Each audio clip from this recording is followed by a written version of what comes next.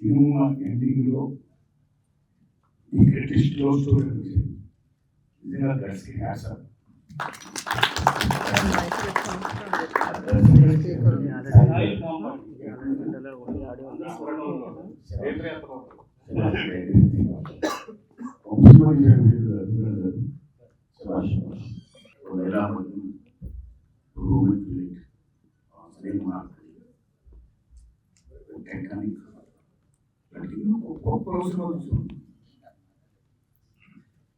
గొప్ప ఎన్నో సినిమాలు చూసినప్పుడు మనం ఇవాళ గొప్ప పుస్తకం చూస్తున్నాం.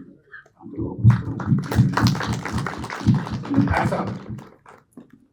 కేవలం క్యాస్ట్ కోసము, అహంకారం కోసము, ఎక్కువ వాడు తక్కువ అనే చిత్త ఫీలింగ్స్ కోసము ఈ మూడు వ్యవస్థలో ఉన్న భాగాలు ఏమైతుందో ఆ యొక్క దుర్మార్గమైనటువంటి భాగాలను దుర్మార్గంగా ఇప్పుడు భాగాలు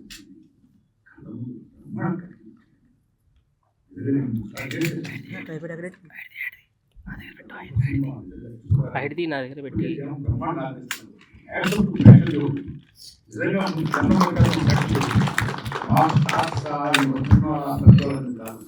మంచి సినిమా వస్తే నేను చూస్తే దాన్ని ఎంతకైనా ఆదరిస్తాను చెప్తున్నా.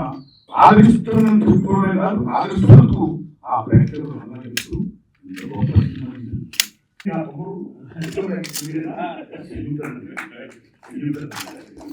నిజంగా సరిమానాల్లో పృథ్వీరాజ్ కపూర్ ఎంత గొప్ప నటించాడు. ఈ సినిమాలో ఈ బొమ్మను గొప్ప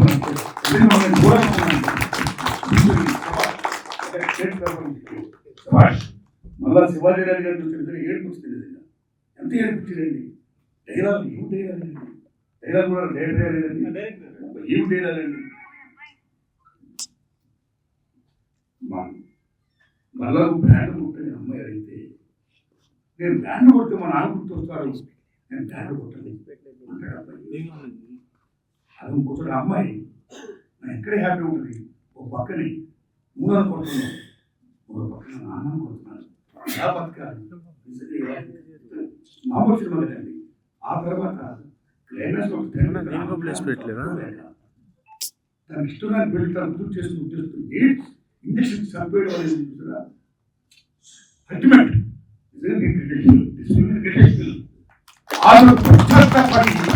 అదే క్యారెక్టర్ పడి నిజంగా చాలా బాగుంది. సినిమా అనేది చాలా బాగుంది. నెల్లు మహాశయుడు అంటాడు, హాల్ చిత్ర పరిశ్రమని నా చేతులకు 6 నెలలు పడితే ప్రపంచ చరిత్ర మార్చేస్తాడు.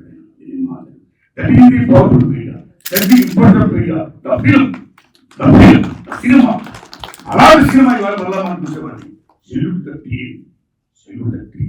ప్రేక్షకులు మీరందరూ ఇస్తున్న బ్రహ్మాండంగా ఆలోచిస్తున్నారు.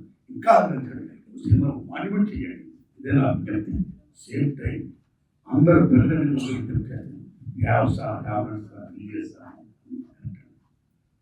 చిరంజీవులు మీ పిల్లలు ఎవరైనా ప్రేమించి చేసుకుంటే ఆశ్రయించండి, దీవించండి. వాడు నిన్ను కూడా చేయండి, మీరు నిన్ను కూడా బతకండి. అంతేగాని ఇక్కడ అహంకారం క్యాస్ట్లో అన్యాయం చేసుకోవద్దు. వాటితోనే అన్యాయం చేసుకోవద్దు. అందరూ బాగుండాలి, మంచిగా ఉంది. అందరూ